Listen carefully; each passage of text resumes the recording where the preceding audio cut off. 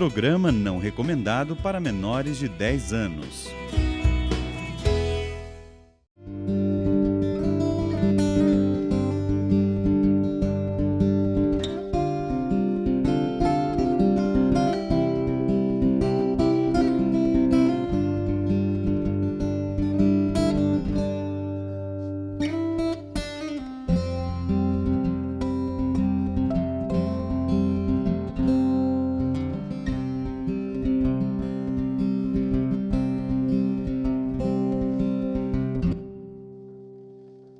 Nós não podemos esquecer que somos seres humanos que têm 3 dimensões: física, psíquica e espiritual. E todas elas se tocam. Então, quando há uma cura física, de fato existe uma cura psíquica e espiritual, e o contrário também. Então, tem que se dar nessas 3 dimensões.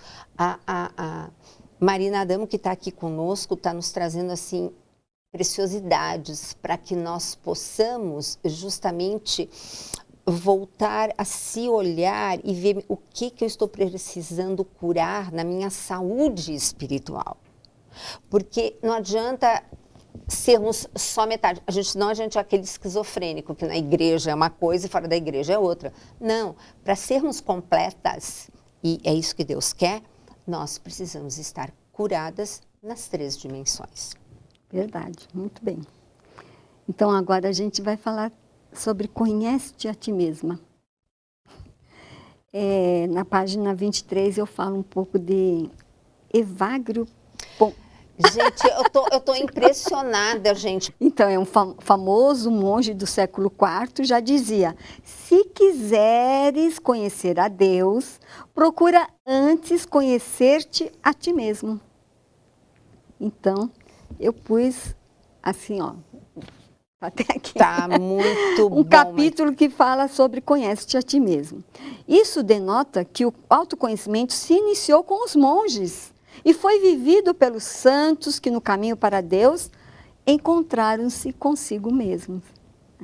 Eles perceberam que para chegar a Deus era preciso percorrer um caminho que passasse pelas próprias feridas e pelos próprios traumas e pela graça de se descobrirem como filhos de Deus. Olha como é lindo a história da nossa igreja. Não, maravilhosa. Né? Como é linda. E eu gosto muito quando você fala é bárbaro. Então, é bárbaro, essa frase aqui do Jung. Ele afirma: quem caminha em direção a si mesmo corre o risco de encontrar-se consigo mesmo. Gente, que máximo.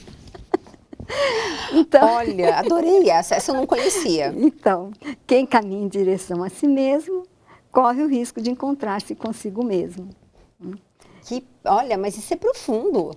E também, nosso querido, né, São João Paulo II, ele fala no documento, na encíclica Fé e Razão, ele diz assim, né, basta um simples olhar pela história antiga para ver com toda clareza que surgiram simultaneamente em diversas partes da Terra, animadas por culturas diferentes, as questões fundamentais que caracterizam o percurso da existência humana. Fantástico isso.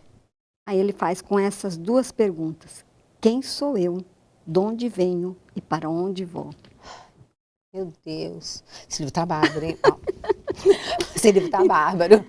Ai, então, Marina. eu escrevo aqui que a mulher ocidental, ela vive a dicotomia entre o ser e o agir.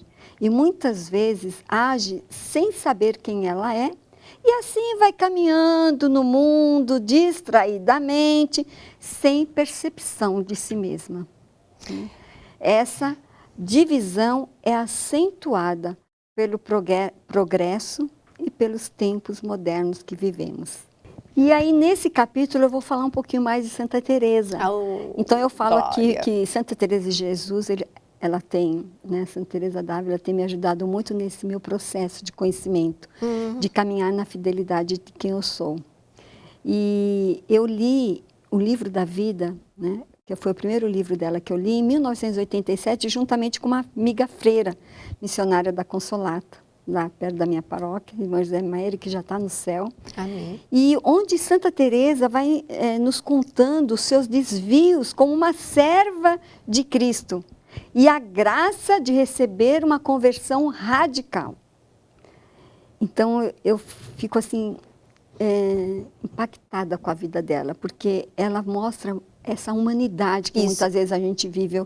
Eu escrevi aqui, ela vai falando, comecei lá no mosteiro, já no mosteiro, de passatempo em passatempo, de vaidade em vaidade, de ocasião em ocasião, a meter-me em grandes perigos e andar com muitos estragos na alma, casados por tantas frivolidades.